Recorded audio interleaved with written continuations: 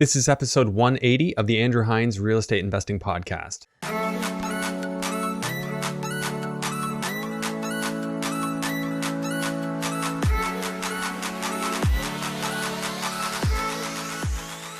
Welcome to episode 180 of the Andrew Hines Real Estate Investing Podcast. Today I have Antonio Yong on the show, and Antonio is an investor who's based in the Greater Toronto area, but he's actually investing in Edmonton. So this will be the second episode in 3 episodes where we have an Edmonton investor on the show. That's not really a surprise because Edmonton's a pretty lucrative opportunity from the looks of it. And of course, that's not advice. That's just how I see it, because relative price point in Edmonton makes it appealing for a lot of people when you can just make the dollar stretch further. So Edmonton and Toronto actually had the same price for an average house. And obviously things have changed since then. Toronto has skyrocketed, but Edmonton has stayed relatively stagnant, which in my mind is what makes it such a cool opportunity. So in today's episode, Antonio digs into the weeds with what he's doing, price point, what he's recently bought, and what he's expecting to refinance for. Talks a little bit about his strategy in terms of raising money and also selecting neighborhoods and style of house to invest in. So it was an enlightening episode, interesting episode, and I really liked digging into his philosophies. And I'm confident you're going to get a lot out of this. This is one of those episodes that it works for both sophisticated investors and for newcomers to the investing game. But I always do recommend, if you're interested in learning about real estate investing and you're new to it, I'd recommend going right back to the beginning of this podcast, because there's been so many gold nuggets laid down, and it really was geared towards people who are new to the game. With that said, before we jump into the episode, if you wouldn't mind just taking a moment and rating review this podcast on Apple Podcasts, 5 stars would be greatly appreciated. And then if you're on YouTube, please like, subscribe, and hit that notification bell so that more people can find the show, and hopefully it can help them as well. So now, without further ado, let's go ahead and jump into episode 180 with Antonio Yong. Hello and welcome to the Andrew Hines Real Estate Investing Podcast. I have Antonio Yong on the podcast, and after some technical difficulties, we're trying this again. So Antonio, thanks for bearing with me, and thanks for being here on the show today. Yeah, well, that's technology for us. It never works when we actually need it to. I've been pretty fortunate on this show. You know what? I've never had to re-record an episode. So fortunately, our 5 minutes will be the most I've had to do. That's awesome. I'm glad you're gonna remember me as a guest like that. Yeah. So I'll be the first one you ever have to record. Yeah, you're the technical difficulties guy. Well, I don't want to be labeled as that guy. All right. So you were mentioning to me you're based in Scarborough, Ontario, and you are investing in Edmonton, which is, we've got other people who have come on this show that are doing the same. And you were kind enough last time when you're on, just mentioning that you enjoyed the show because we dig into the details. So I'm sure we're going to dig into some details and get at a whole bunch of truth, as you called it. And I like to think so. I just ask the questions that I'm interested in, right? So let's dig into it a bit. So first off, tell me, why you decided to sell off what you had here and go out to Edmonton. Well, the truth was, Andrew, is I'm a true investor where I will look at every single asset class, from stocks, bonds, commodities. I'll even look at cryptos because I follow a lot of bigger investors like Warren Buffett, Ray Dalio, Howard Marks, and I read and binge everything that they write. So for me, my style is more so of value investing. And so when I had looked into real estate 4.5 years ago, and I bought my first place in Cambridge, Kitchener, and those things made a ton of sense because anything you picked up, it just cash flowed if it was a duplex, or it was even better if it was a triplex. Now it was just kind of crazy because I believe when Austin started, like the Rise event, there were 3 people there. And I was one of them, and we're just sipping on beers and things. But the last Rise event, I bet you there was over 100 people. And I was really, really scared about that, because I saw this in so many events, especially in Ontario, because what happens was, what I thought is, you don't really need that much people in real estate to actually drive up an actual market. So in the example of Andrew, I know you invest in Hamilton. If I were to ask you, how many duplexes or triplexes on the market right now are actually buyable? You know what? Actually, although I host the Greater Hamilton REI meetup, I've never invested in Hamilton in something I've actually ended up buying. I've wholesaled a couple. Yeah. But to your point, I mean, a lot of the stuff that you're going to see on the market won't make sense at surface value. The cash flow won't make sense or the numbers. And that's my interpretation of it. So if that's what you're asking, then that would be my response. Yeah. So there's likely less than 5 properties in Hamilton in the market right now that actually even cash flows on the MLS. And I wouldn't even say cash flows, but this was probably a couple of years ago when it actually cash flowed. But now you have, even if you have 10 or 20 people in that market, they're all looking for that one property. Yeah. That's an So interesting perspective. You know, I've never heard anyone really talk about that with a sincere worry about how many people they're competing with. But I've thought that too. And I know some real estate investors are very hesitant to share yeah, their story because they don't want a whole bunch of people to just jump on and do what they're doing. And I've yeah, actually even thought about that with, side tangent with what I'm doing in Cape Coral. I'm like, I share what I'm doing. I'm like, how much is too much? I mean, I'm not really holding anything back. I share it all. But, I've tried not to have that mindset. But it's interesting that you're saying that because, I think it's a valid comment. So what do you do with that? Tell me about it. yeah. So for me, that was just worry. And Mhm. for me, I'm very transparent. I'll share anything with you. And if I don't want to share something, I'll let you know. Yeah, Um, that's fair. Yeah. yeah.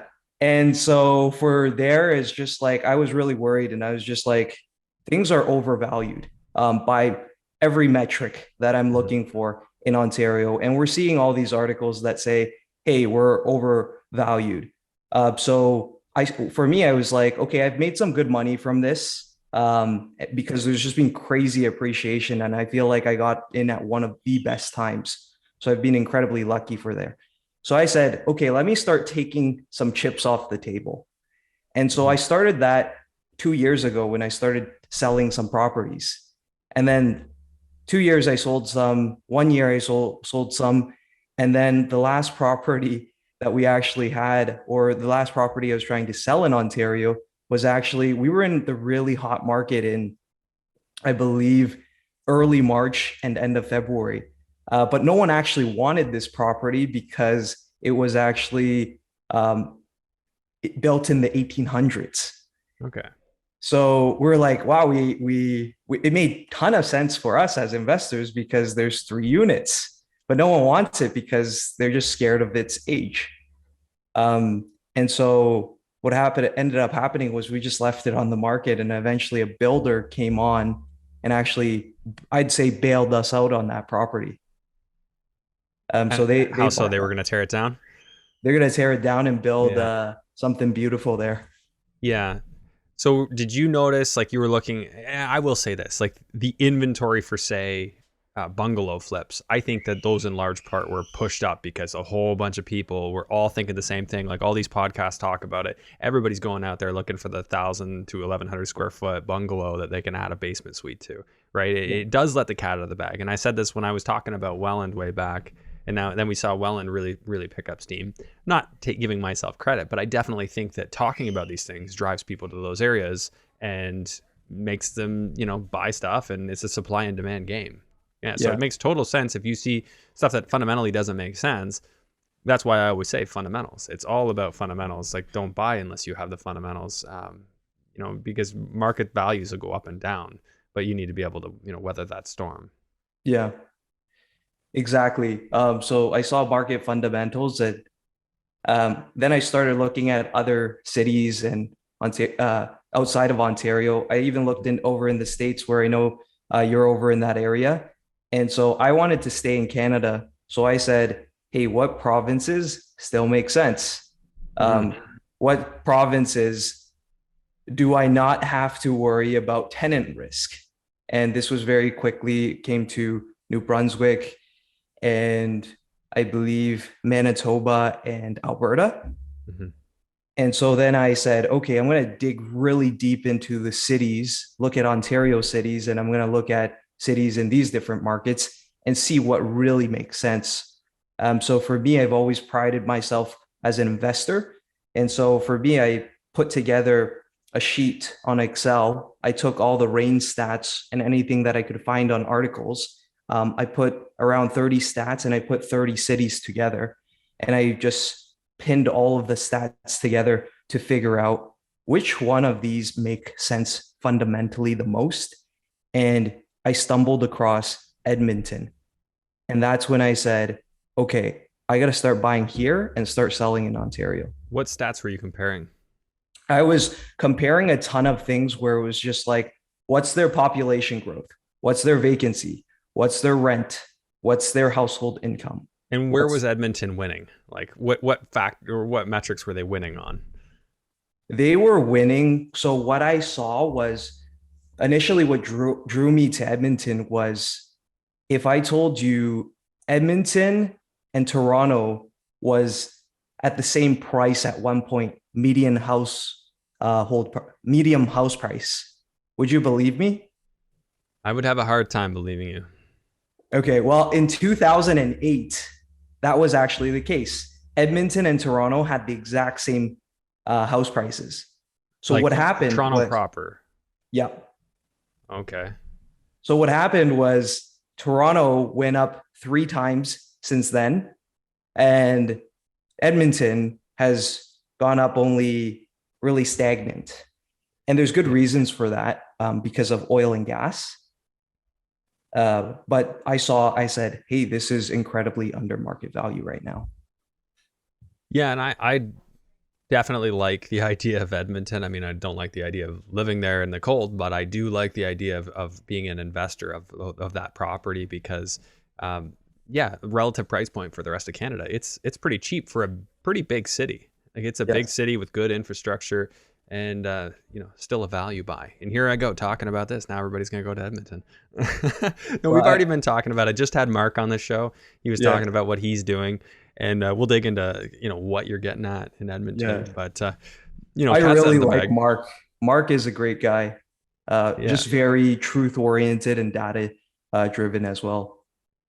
Yeah, he knows his stuff, and he puts his money where his mouth is. So that's the good characteristic to have in guests on this show and real estate investors and such. So that's Mark Loeffler for anyone who's wondering, and that'll be I think 2 episodes prior to this one, I'm not mistaken. So good guy to check out. I'm just hoping you release all these episodes before I buy some more in Edmonton. Before or after? before I buy or after I buy all the property. Yeah. Don't let the cat out of the bag yet. So as far as what you're seeing happening in the market right now in Edmonton, what are you seeing? So for when I was out there, I actually flew to Edmonton twice. One last year in July, and I wanted to test the concept because no one was out in Edmonton at that time yet. So I flew out there in July and I spent a week there and I bought a duplex. Mm-hmm. And then what happened was I flew out there again in early March, and I came back at the end of April because my situation was still work from home. So I saw this as an opportunity for me to actually live there. Okay. And for your point, I was like, I would never live in Edmonton. There is nothing to do there. A little too cold. Yeah. I'm sure you can find something to do, but it's cold. It's close to the mountains. Well, no, I guess you're 3 hours from the mountains there, aren't you? Yeah. There's not much. And I was talking to the locals and stuff because what I wanted to do was I wanted to immerse myself in that environment. And I wanted to know what the locals thought. I wanted to know what the Uber drivers thought. I wanted to know what real estate investors thought and everyone there. And so what happened there was Calgary was actually booming. So prices were actually going up crazy amounts over there. And then also that started to trickle into Edmonton. And when I was out there, every week the market would be a little bit different. And I had so many people, because I was documenting my journey on Instagram, just reach out to me and say, hey, Antonio, can we jump on a call for Edmonton? Can we jump on a call for Edmonton? I took those conversations and I just shared information with them. Mm-hmm. And then I had some people that actually competed with me, but I said, that's okay. I'm well ahead of them because I've been researching this market for like 1.5 years. Yeah, that makes a lot of sense. And that's my thought process, generally speaking. Like, I don't really worry about that. Like, if I talk about what I'm doing in Cape Coral, the odds of somebody having laid down all the groundwork that I've laid down and really becoming a serious threat to me, I mean, is relatively low.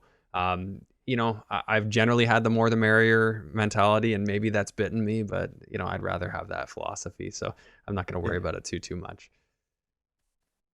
Let's break down some stuff. Well, first off, where, like, say for your duplex, where did you buy? Like, whereabouts in the city? I bought in. So if we're listing things where I usually buy, my criteria is one of the criterias is I look at neighborhoods. So I'll rank them from A to D. So A is new builds. B is a tier lower than that. C is okay. It's like they're still on government support, and there's variations there. And D is just danger zone. So Okay. I tend to stay out of the D's, and I'm okay with the C's that are gentrifying to B's, and I'm okay with holding B's. Okay, so you don't ever go after A's, the new builds? No. Okay. Or actually, I bought a new build. Right. Or, Okay. or the newest property I've ever bought, because all my properties were in the early 1900s. So this one was in 2013. So I considered that as a new build because it's the newest property I've ever bought. Gotcha. Okay, well that's pretty close to new build. Yeah, I mean it was very popular out there, and I know I've met quite a few people that are involved in new construction, like suited houses. That's very popular out there. From what I hear, it's very easy to turn the taps on, so to speak, and turn new construction back on out there. Which is a little bit of a market volatility factor, I would think, is that it is quite easy to build in Edmonton, so I'm told. And obviously there's lots of land surrounding the city. Would you have a similar take with regards to that? Absolutely. Yeah. One of the scariest part of Edmonton and one of the scariest part of Alberta investing there is they can build an unlimited amount. So they can always just keep building outwards. Yeah, you're not like there's nothing blocking the city from just continuing to expand, right? You just have flat land all around. Yeah. Yeah, so they just have to provide municipal services out those ways, unless they're going to allow people to be on well and septic, which maybe they will. Yeah. Definitely possible.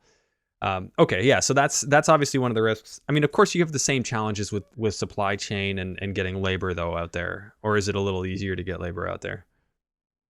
It's what I find is like it just depends on who you get as laborers. Like you can always find people as laborers, but they're gonna do a shit job. Okay, so they're maybe not the type you wanted. Yeah. Okay. So what I do is I just talk to people, and I talk to contractors and realtors and different things. And I say, who's the contractor that you use? Okay. And then once they tell me who their contractor is, and I'm like vetting them, I walk through some of their projects and I say, okay, let me go into some of your projects. I see what the finishes and things are like. They give me a list of 10 of their projects. I go like, okay, I want to see this one, and this one. Okay. It's great to know that they have projects going on, but I want to know how each one of those projects are doing. That's smart. Going to site is really smart. The painter I still work with, I wouldn't hire him because he didn't have any referrals unless he took me out onto his site of one of the places he was working at. And he was just, new construction build in a new subdivision. I went right over there and I'm like, oh, hey, you missed the spot. Yeah. Just pointed it out. You helped one of the investors. Yeah, it's just funny that that's a very valuable way, and then you can find out if people are BSing you, right? Like they could lie and say they have jobs, they have references, they could pay a friend to say, could you provide a reference for me? But if you go and meet them on the site, that's a little harder to pull off without being authentic. So that's good. Do you mind walking me through one of the recent purchases and what the numbers look like? Yeah, I could walk you through the most recent purchase. Okay. Yeah. So tell me what it was. This one was, well, we're going to call it a duplex, but they're not called duplexes over there. It's just what they call it over there is they call it, hey, this is a house with a basement suite or something like that. But we'll call it up and down duplex. Okay. So I'll call it an up and down duplex for the purposes of more viewers in Ontario. So this one I saw it in the market and it was listed for $350,000. 350. Nice. Yeah. And this was in a probably a B to B plus neighborhood. All right. So I was saying, what the hell is going on? There's Mm-hmm. no duplex that's ever sold under 400, no matter what neighborhood you're in, with the exception of the D neighborhoods. You want to stay the hell away from those ones. Okay. So I said, okay, these guys are using Ontario's strategy. They're listing low and then it's going to go off the charts. So this one, I actually partnered with one of my friends that I was actually guiding through in real estate. Mm-hmm. So I told him, I was like, hey, look, just throw in an offer for like, if it's 350, throw in an offer for 370. See what they bite. Interest rates are going up. People are not going to take action. That was the day in April when interest rates went up. So Okay. there was 20 viewings on this place, but no one threw in a serious offer. And when Gotcha. he threw in the offer for his realtor, the realtor said, "I'm not putting this in. Like they're gonna laugh at us." He says, "Listen, here's my logic. This is the day of the interest rate. It went up 50 basis points. People are Mhm. gonna be scared. They're not gonna take action." And then for us, we were like, we ran the numbers so much, we're like, we don't care if things go up 3%. This thing is still gonna make sense. We'll buy it at 370 all day. Okay. So they get back to us the night of no serious offers except for ours. They accept our offer. And we're like, dude, what the hell is wrong with this place? Must be either like foundation damage or anything. We got the Yeah. inspectors to go in there. Nothing. Beautiful. So we closed on the property. Was it a conditional offer? Yes. Okay. So in Edmonton, you could still have conditions. Okay. Perfect. Yeah. All right. So then you got in. It's nice that it turned out well for you. So what did it need in terms of renovations? So the basement was newly renovated. So the basement was 2 bedrooms. The top was 3 bedrooms. Mhm. The top, all it needs is just fresh paint. That's all it Okay. needed. And this is a Uh, purpose-built duplex, or this unit was put in after the fact? so that one, I don't know. I believe it could be either one, because it Okay. was built in the 1980s. Okay. Yeah. All right. So just paint upstairs, then downstairs. What are you looking at? So originally what was happening was the upper was actually rented to students and it was rented for about 1800. Mm-hmm. We don't like students because they're more tricky to deal with. So we just had a conversation and we're like, hey guys, can you guys move? And they moved. Oh, nice. Yeah. And so we're planning to rent that up for 1600. And then we're probably renting the basement, which is a really nice finish, for 1300s. Okay. So 2,900 in rent. That's not bad at all. Now, as far as like, are you budgeting like 20 grand for renos or not even? We don't need to renovate anything in the So place. you could just do nothing, or like a couple $100 for just a couple odds and ends. Exactly. So we could call it like $500 or something. So for all intents and purposes, you're basically in for 350 plus closing costs. Yeah. I also like to put in a slush fund of at least $5,000 just in case Sure. something goes on. Of course, yeah. So it's nice to just have that budget there. Yeah, I feel the same. There's always going to be something. Okay, Yeah. so you're going to get 2,900 in rent. So I guess you're not going to be refinancing this. So is your investor just putting in the money and you guys are just leaving it in? So for this one is actually we can refinance it because the comps in the area are actually around 440. 440. Yeah. Really? So you could just go right back and tell the appraiser, I'm not sure what happened. It was the day of the hike and people are just lost their minds. I'm waiting for this thing to fall apart. It hasn't yet, so we're Mhm. still wondering what's wrong with this place. Okay, well, hey, that's awesome. So what do you figure you're going to be in for a vacancy allowance? Like, will you budget 5% vacancy or even more? So Edmonton's vacancy right now is about 8%. Okay. And so that's dropping because oil and gas is in the field, but I want to be conservative. Okay. And what would your property taxes be on that place? Oh, Like, is it actually, for 3,000, 4,000? this one, I won't know off the top of my head. But I would budget for 3,000. Okay. Yeah, we'll just get ballpark. Insurance on something like that, are you like going to be like 1,800 a year or something About like that? 2K. I feel like 2,000? insurance been going up. Oh, Yeah. it's been going up like crazy, but some people get these crazy deals. It's not an apples to apples game because some people do lesser coverage, and I just like to get your take. So Yeah. maintenance, what are you budgeting for maintenance? Maintenance is I budget 5%. Okay, and anything for utilities or the tenants paying it? The tenants will be paying for So utilities. everything's separately metered across these. So what they're not separately metered, but what I'm going to do is I'm going to get the main tenant to pay for it, and then I'm Yeah, going to get the bottom tenant to reimburse about $175 a month. man, you're gonna have to tell me how that works out. That's a tricky one, getting tenants to Yeah. do that kind of thing. But I'm very curious how that works out. Okay, so what about management? Management is we're getting a deal. Usually it's 10%. We're getting 7% because we just have a lot of properties they're managing for us. And that includes leasing fee, like when they have to Leasing release. leasing fee would be about $350 for every time Yeah. they lease. Yeah. All right, so we'll just call it 8%. Build in an allowance for the leasing fee. Yeah. Landscaping or snow removal, are you doing that, or is it all the tenants? The tenants will be doing that. That's good. And it's a little hard to do that with a duplex, is it not? Or can you just section it up? Like, do they have separate driveways, or is it the same driveway? Same driveway. I just Yeah. tell the main unit, I'm like, listen, you guys are a family. Usually they're a family. Yeah. You take care of this place. Yeah. Because I did that with my duplex in Kitchener, and I wrote down, hey, you guys are responsible for snow removal and lawn maintenance. Yeah. And my two tenants were doctors, Yeah. high integrity people, Hmm. right?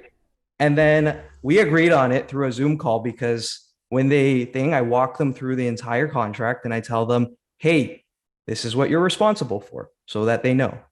Yeah. And because these doctors are so incredibly smart, they're probably on Reddit and articles all the time. So they tell me like 3 months afterwards, they're like, hey, Antonio, it's on the landlord to do this. And I say, no, but that's not what we agreed on. They're like, well, these are the tenant laws. Now you have to hire someone. And I was just like, wow, okay. Like, there's nothing I can do about that. But so Okay. here's why I love Edmonton is you can put it in the contract and they have to do it. Right. Yeah. Yeah. So you have a little more flex there. So just because it was the Ontario landlord laws, didn't matter that you guys had an agreement. They wouldn't honor it. Yeah. Even my best tenants, like in Ontario, is like they pay their rent all the time, but they're so privileged Hmm. that they will go to me and say, like, hey, Antonio, my light bulb's gone. Hey, look, Hmm. this screw is loose. I'm like, okay, well, buy the light bulb and I'll reimburse you for it. Yeah. Yeah.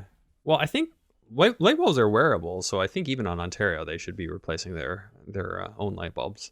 I could be Yeah. mistaken about that. I don't hear from my students. I would always get the call for the light bulb. From the families, I don't, which is Yeah. nice. Families Yeah. are much more quiet Yeah. generally. For me, I usually rent to more of young professionals. Yeah.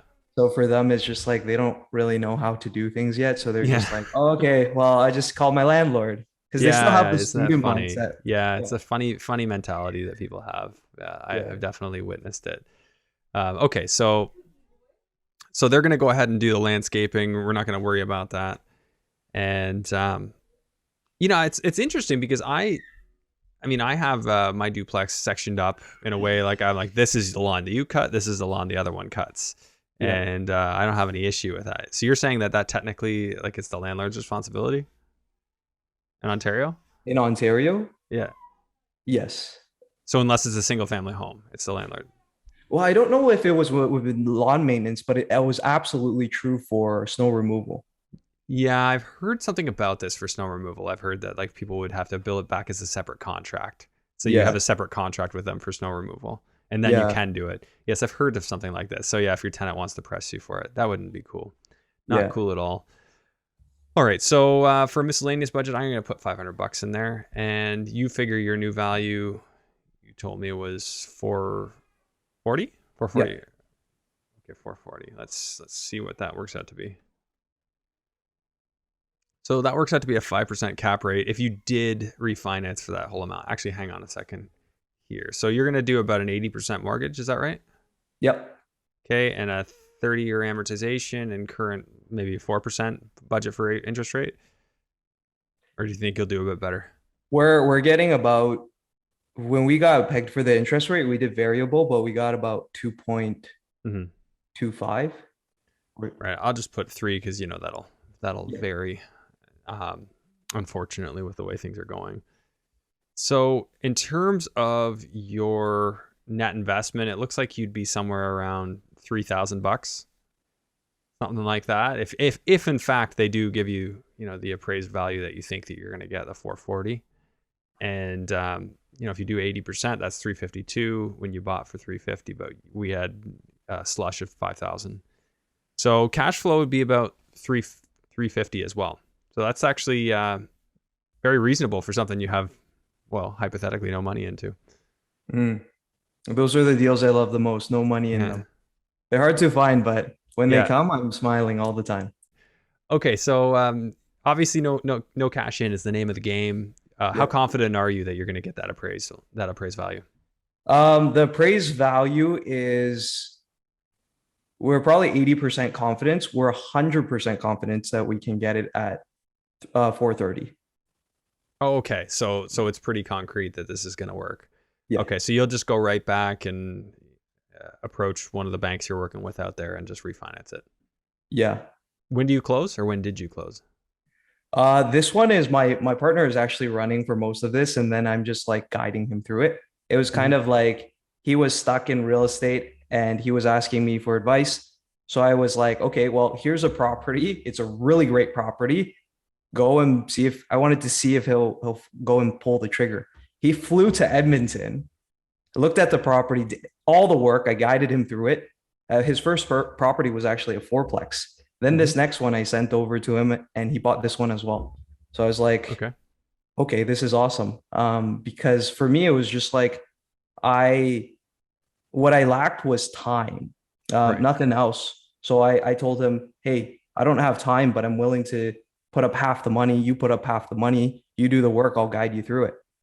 Oh, interesting. Yeah, yeah. Because you have an interesting circumstance on this, because you're working full time and you're not in Edmonton, so you're not going to be able to be the runaround. But just real quick, is this like something that's closing soon, like in the next week or two, or is this something that's already closed? You already own it. So it closed last week. Last week. Okay. So Yes, are you already in the process of trying to refinance, or are you going to wait until it's rented? we are not because what happened was we kicked the students out. So we're gonna Yeah, yeah, it looks nicer with the lease agreements in there, for and sure. Yeah. we want to paint the place, make it look nicer, like Okay. get better rents. Right. So that's where that $5,000 Yeah. will come in. Okay, so you're going to be working on that refinance after you get it re-rented. That makes sense. That's the way I would do it as well. So this is just conventional financing. You've financed it with the bank to purchase, and then we'll go back and refinance it with the bank as well. Yeah. Okay. We even there is like we're not using a Alberta lender. I'm using someone from RBC. And Okay. so we're getting the lending from there. So our guys can RBC can do it all around, even if the mortgage specialist is in Ontario. Yeah, yeah. That's actually handy, right? If you already have the connection here, you're still in Canada, so you use the same team. Yeah. So that's actually really ideal. Okay, and what area of Edmonton is this in? The one you just did. This one is in Summerlea. How do you spell that? Summerlea. Okay, Summerlea, Edmonton. Just looking this up. Yeah. So just west of downtown, basically. So this one would be Well, actually, quite west. It's more south, like, southwest. Yeah. yeah, a little bit south of downtown and quite west. So Yeah. if memory serves, not too far from West Edmonton Mall over there. So West Edmonton Mall, if you're too close, Yeah, then there's trouble over there. there's trouble But over there. yeah, Okay. Summer Leah, that specific neighborhood, if you go west south enough, it becomes a Yeah. very nice family oriented neighborhood. Okay. So if you actually go onto the street, most of the things in our area are Yeah. really nice new builds. Interesting, because I'm looking at it in Summerlea. That's where West Ed is. Just Yeah. pulled it up. Okay, so you're just not right up next to it, but you're in that neighborhood. Yeah. And it will different Yeah. from, and you know this, Andrew. It's like one street could be Mhm. terrible, but the next street down could be like, for some reason, not Yeah. terrible. Yeah. And I know that very well. Yeah. That you want to pick on, I mean, obviously you don't want to be in a bad neighborhood, but if you got to be in a neighborhood that's not fantastic, get down to the micro of the different streets and find the ones that look, good. The houses are taken care of, things like that. Yeah. People who've invested in Hamilton know this, right? Because, one area to the next, like it's such an area in transition, especially East Hamilton. Yeah. You got to keep your eyes out there. Well, in Uh, our street that we actually bought in was we probably bought the worst property in that mhm. street. So the thing was our comps were showing 490. So there wasn't a duplex that sold under 490. Our Oh, place wow. was the only place that it sold for 370. They have no idea what happened there. But like if you go around the neighborhood, there's like these nice homes in like I don't know a nice part of Hamilton or thing. Yeah. Really nice home, like family oriented home, double garages. Yeah. Those suburb builds. And Yep. then there's just this one like crappy little home, which is ours. Mhm. We'll still love it to death, but we'll call it what it is. And it's just like this blue home, which is so weird. Yeah. Yeah. Interesting. Okay, and I misspoke before. You said 370 was your purchase. I had 350 in there. So you would Yeah. have a net investment of 23,000. Still very good. Very handsome return at 84%. Uh, so that's not bad at all. Actually, and I have a land transfer amount in there, which you wouldn't have. So your return be even better. Yeah. So yeah, that's solid numbers. Is that your go-to bread and butter? That's what you're looking for, duplexes in Edmonton? Or are you getting into other stuff as well? So for me, it was actually I wanted to do 10 plus plexes in Edmonton. And so that's the reason that I actually flew there for 2 months. And so I was looking at a crap ton of 10 or 20 plexes. Mhm. And we had raised about $1.5 million in committed capital. Mhm. And so we were ready to deploy on any one of these multi-families that came up. It was just like when I analyzed these things, I was like, none of these actually make any sense in my head. Okay. And so I was just running around going like so confused where I was just like, and we have a multifamily coach. Alfonso is actually our coach for multifamily. What's his last name? Alfonso Quadra. Okay, yeah, he's coming on the podcast actually pretty soon. Yeah, he really got good guy. He'll show you. He'll say his famous quote, "Alfonso loves you," which he does. All right, looking Yeah, forward to it. and Oh, so so you couldn't make sense of him. Why? I mean, Mark was just on here singing the praises of Edmonton. He loves it. Buying in his what is he saying? C neighborhoods going up to a B, transitioning. I might Mark be has a misquoting him. very different strategy. I feel like Mark is buying these buildings that just have a ton of work. Hmm.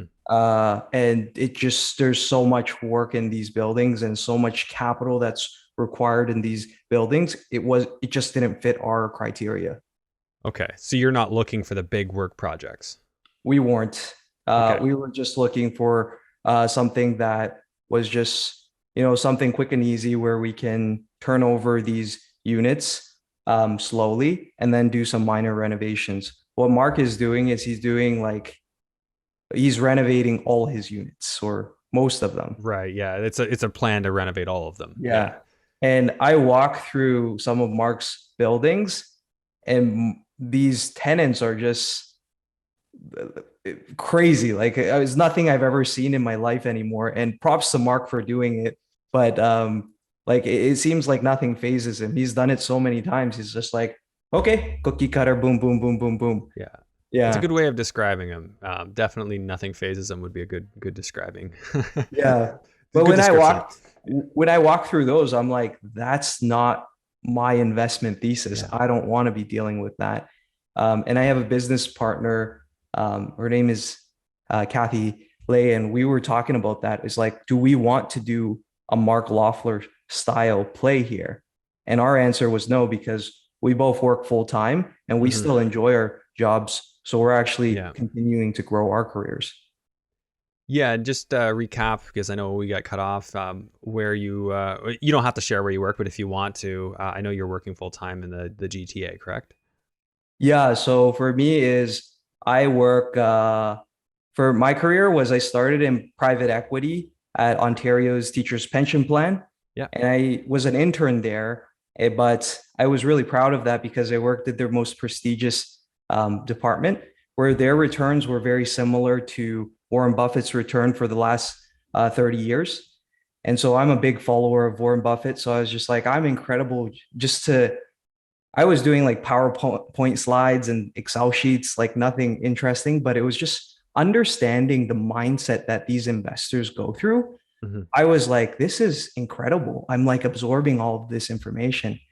And then after that, I decided I was like, okay, when I graduated from school, I actually had a couple of offers, and I picked RBC Ventures, which is the venture capital arm of RBC. And so for there is they acquire startups and then they also build their own startups in the bank. And That's so so interesting. I had yeah, no idea that even existed, but I had somebody contact me from that. I'm very surprised. Very yeah. interesting. Yeah, so for the me, it was I was specifically on the home space, which was what I loved. So we were looking at prop tech startups. Um, the things where prop tech related would be like one that everyone knows would probably be How Sigma. Okay. So these were the prop tech startups that we were competing and looking at. And then afterwards, it was just like I eventually, from the strategy and investment arm, eventually transitioned over to a startup called Ojo Homes, and I'll be transitioning there next week. Okay.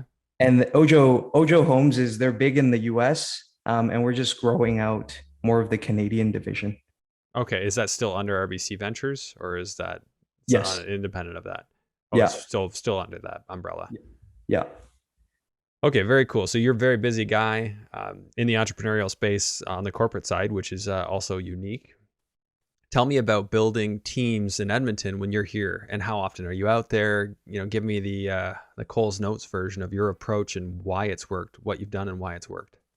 Yeah. Well, I'll give you a example of building teams and stuff because this is like a learning point for me where Andrew, I used to do everything myself. So I used to do my own GCing, my own property management. I got my own realtor license. I even did my own taxes just because I'm so proud that I can do all of these things. Hmm. And obviously, those was just like I did everything at like 25% of what a professional can do it. So I was just Yeah. half-assing everything. But I'm like, oh, okay, I can do these. So then afterwards, I was just like, I joined Corey McKinnon's program and he shared the book with Who Not How with me. And that Yeah. was so incredible because I was like, okay, I don't need to know how to do everything myself. I just Hmm. need to find the right person. Yeah. So what I did was, if I can invest in Kitchener and even London, Ontario, um, and I'm only seeing my properties probably once a month. All I do is just I have a handyman, Hmm. and I have a home inspector just checks my property every 3 or 4 months. Then I say, well, that doesn't take me too much work. Yeah. And so when I went over to Edmonton, I said I can apply the same system. Yeah. But even better because now I have a property manager. Well, if you're paying a property management company, it makes things so much easier, right? Yeah. I like that the handyman approach. Like I want to have my own management, but then I'll hire the people that will be my feet on the ground, right? Rather than pay a flat fee because a lot of months Yeah. nothing's going on at my property. Why pay Yeah. management? Like there's nothing happening. I'm just collecting rent. You Yeah. know, occasionally I want somebody to go out. So that's the harder part. And I think that this might be something for you that down the road, maybe as you get more and more, you hire your own in-house handyman. And then Yeah. that's sort of the catalyst that allows you to say, well, now I have somebody who is always working for me anyway. They'll keep an eye on my stuff for them or for me. And that kind of would allow you to in-house some of that if you really wanted to. But I don't Yeah. know if that's what you want to do. I mean, it's certainly nothing you need to do, right? Because you have the who, not how, right? You've got the management company. For me in the past, it's just been, I don't mind having a handyman and then, somebody who can open doors. That's a good combo too. Yeah, well, that's the biggest expense, or one of the biggest expenses, property management. Hmm. Because if someone's taking 10 or 8% of your property every month, A lot. that's a big cost.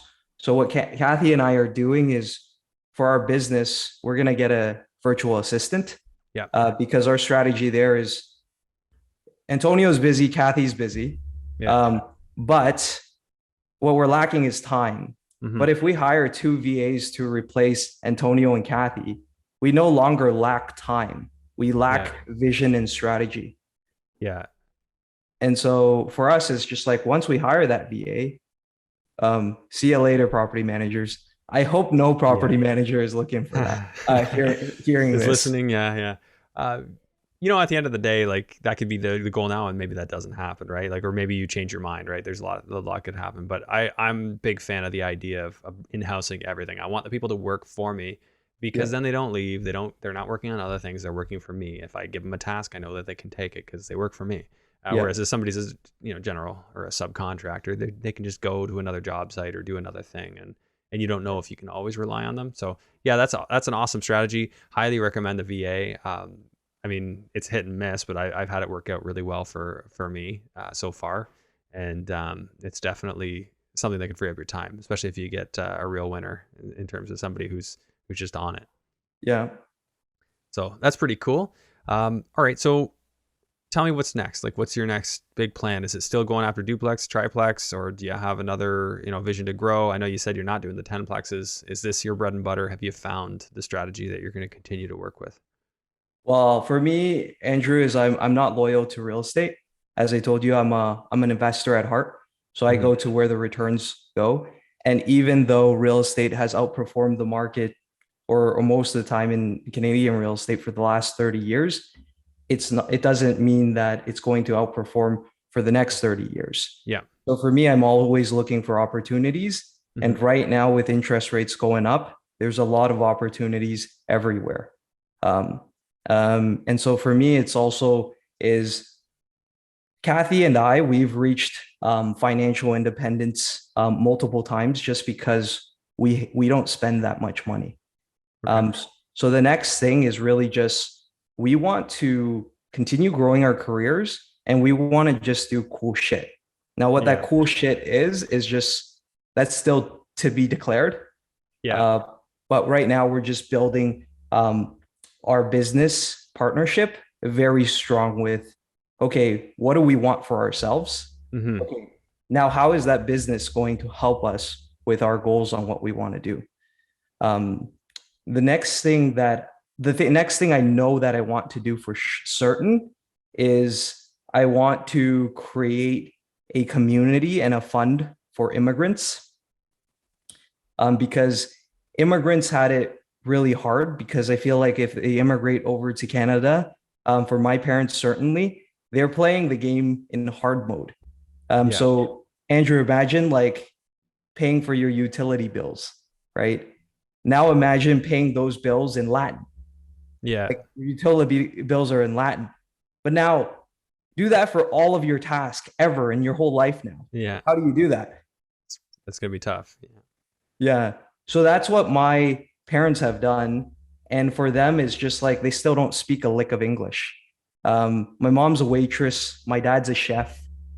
So I just want to help these immigrants that are such hard workers, and just produce a lot of value, to understand the language. Okay, if they need funds, we can give a 0% interest rate loan fund to them. And then all they need to do is just contribute back to the community with their knowledge, and then also return that fund. Interesting. Yeah. So just pay it back, and then it sounds like you've got a pretty ambitious goal with that there.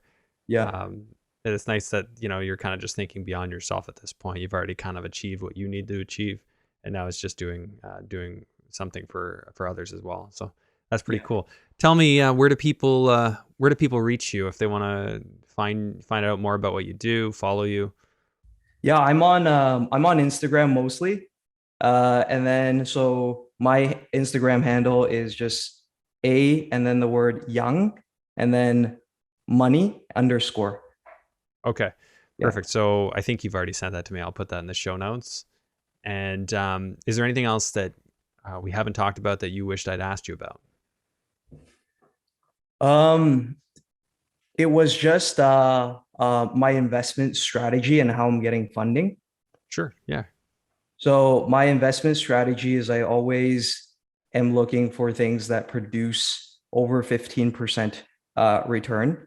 The BRRRR strategy trumps that, and the BRRRR strategy is able to trump returns that are even greater than Warren Buffett and some of the greatest investors in the world. The reason for that is because we're competing against Joe Schmo and not against billion-dollar institutions that have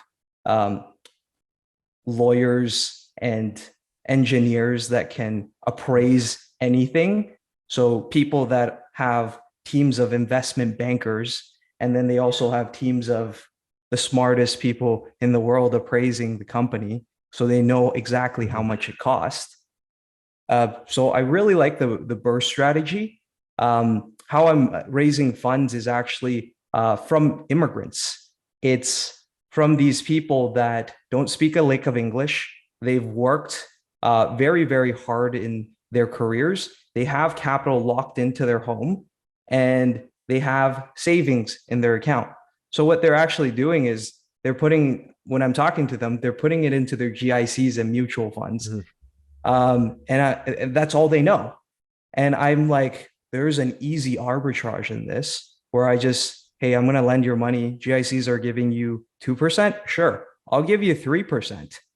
And then you lend that over to me and I'm just going to invest it in the S&P 500, or I'm going to invest it into my BRRRRs and I'm going to make an arbitrage from that.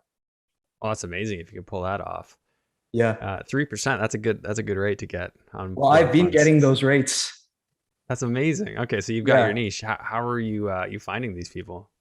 Well, for me, it's just like I saw like my competitive advantage because all my uncles, all my aunts, all my family, for me is I'm an incredibly trustworthy person in my family where they're like, if anything, if shit hits the fan, we can always trust Antonio with our lives. So I became that person for my family from a very young age. And then now it's just like, hey, they are very transparent with me with their finances because they see what I'm doing in real estate. So what I tell them is I say, hey, look, you're making 2% on this GIC. I'll give you 3%. They say no, I give you 4%. Okay. Yeah. Okay. They say no. I'll be like, okay, we can split the return 50-50. And then they go like, absolutely. Right. Because what are they doing at that point? If they trust me and I'm getting them a higher return, then it's a no-brainer.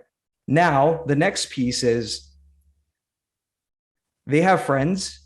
So when I tell them that I'm making them 10 or 15% or much more every year, and they tell their friends now come to me.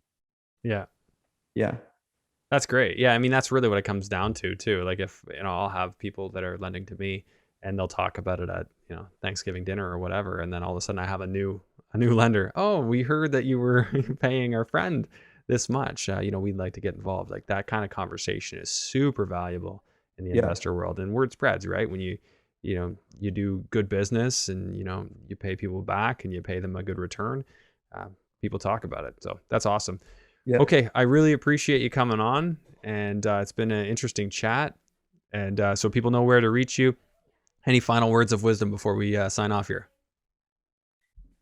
My philosophy is always treat people right, don't be an asshole, and get crazy results.